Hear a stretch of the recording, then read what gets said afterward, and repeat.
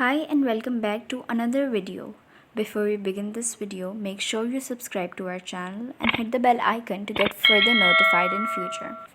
So as you must have seen from the title, this video is going to be about the review of the book 40 Rules of Love.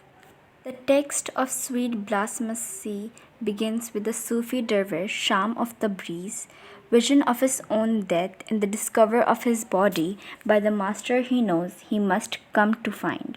After decades of wandering, Sham knows that he is meant to be joined with his master in order to learn from him and for them to explore new ideas about Islam and love together. After months of waiting, Sham goes to Konya and meets Rumi, a famous Islamic scholar whose sermons are attended widely by the masses.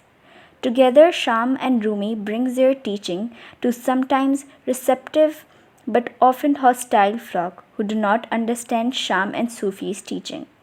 The scholar thinks that Sufis are nonsense and the work of Satan. Sham is frequently threatened by the members of Rumi's family, particularly Rumi's younger son Aladdin, whose jealousy eventually turns to hatred. As Ella reads Sweet Blasphemy, she begins to research the author and eventually sends him an email, introducing herself and sharing little about her life. Before long, Aziz and Ella are emailing each other multiple times a day. The spark alights as their flirtations begin to resemble to the romantic feeling. Ella is taken with Aziz's openness about love and living in the present, and soon begins to imagine what it would be like to meet him. In Sweet Blasphemy, despite the positive message Sham is spreading, his divisive personality and possessiveness of Rumi continue to rub Aladdin in wrong way, and Aladdin and his friends hatch a plan to have Shams murdered.